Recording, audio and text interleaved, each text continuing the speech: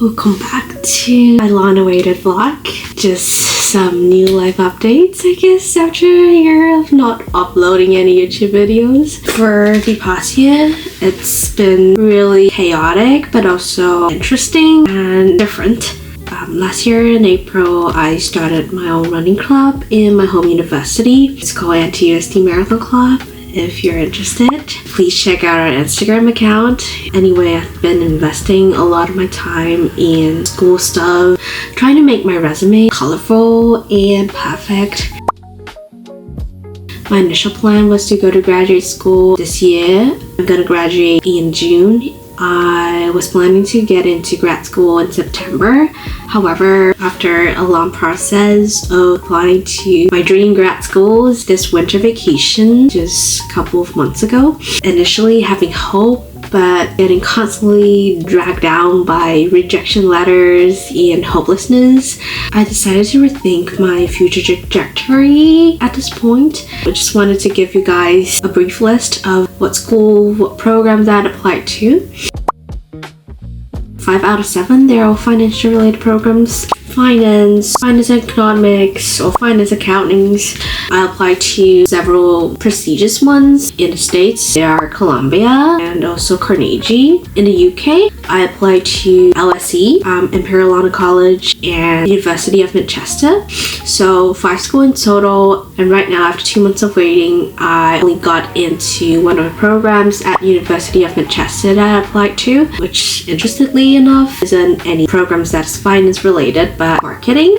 Because of that, it actually makes me think twice on which kind of programs that I am really going to study in which field that I'm really interested in, and all sorts of things that relates to my future career plan. I came out with the idea that what if I am just not suitable for finance? What if I am just not as passionate as other finance major students or people working in finance? What if finance is just a goal that everybody's pursuing? What if finance isn't my real thing? And actually, I know the answer deeply, but I just didn't want to admit that. I am not capable of nailing it. I'm not capable of standing out in this field, that I am not capable of breaking my limits and step beyond my initial self, step beyond my comfort zone. You know what? I double majored in finance. My major is language, but I just wanted to pick another major just to, give myself a second option, and also to make me a more interdisciplinary person. In this generation, it's really, really sad that everyone have to somehow at some point step out of their comfort zone and pick another interest. Really get good at not just one thing but multiple things, and as other finance major student does. I even interned at a future trading company, even though I wasn't doing something quant related, even though I wasn't like programming or doing like algorithm trading stuff. Yeah, I was like a sales, doing marketing promotion for the sales department. I was just trying so hard to make myself a qualified candidate for the finance industry. I think the fact that I was only accepted into the marketing program, which I treated it as my backup plan and didn't really put much effort into the application process, into the documents. And also the fact that I created reels, YouTube videos, and found great passion in it. Tap into marketing, video creation, content creation, and everything that I did. For example, my club, the internship I was doing, and everything like school projects, everything related. I just somehow want to link everything that I do with marketing, with creativity. That's where my true passion, true talent is. Whenever I am editing like videos, either it's making YouTube videos or making reels, I always get into like a state of flow and just flies whenever I'm doing all those kind of things. I think it's really important to know who you are, to find your own passion, and also it's very important to not lose yourself, to not let other people guide you into what you're gonna do, to not let other people's decision limit you.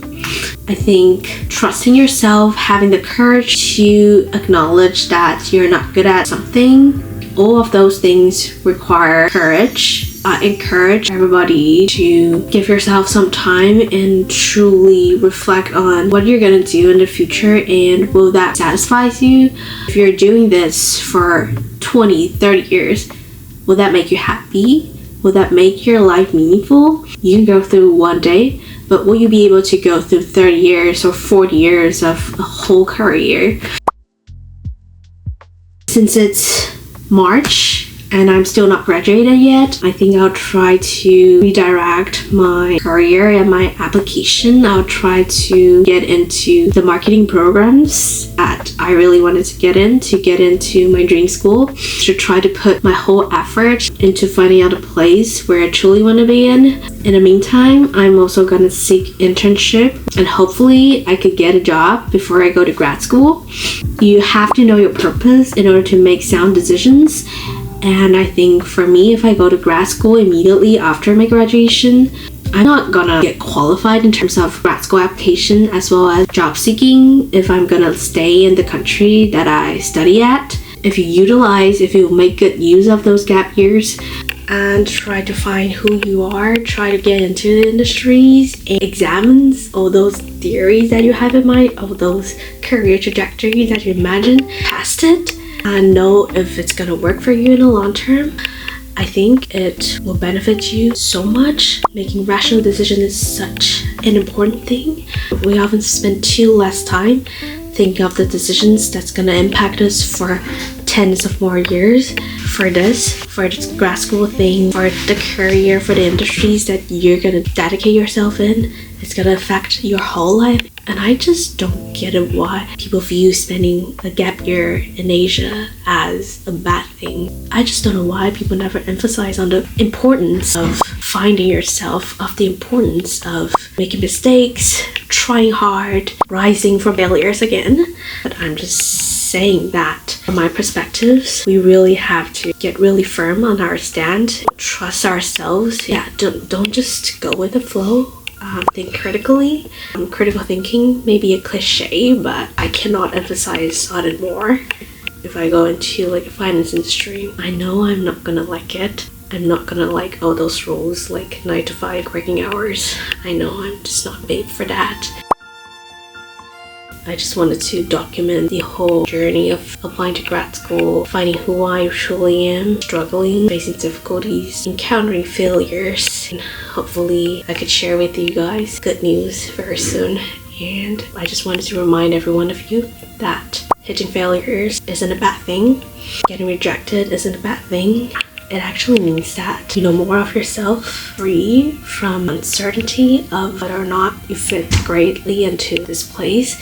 Only by receiving those rejection letters do you know that where you truly belong, what you truly love about.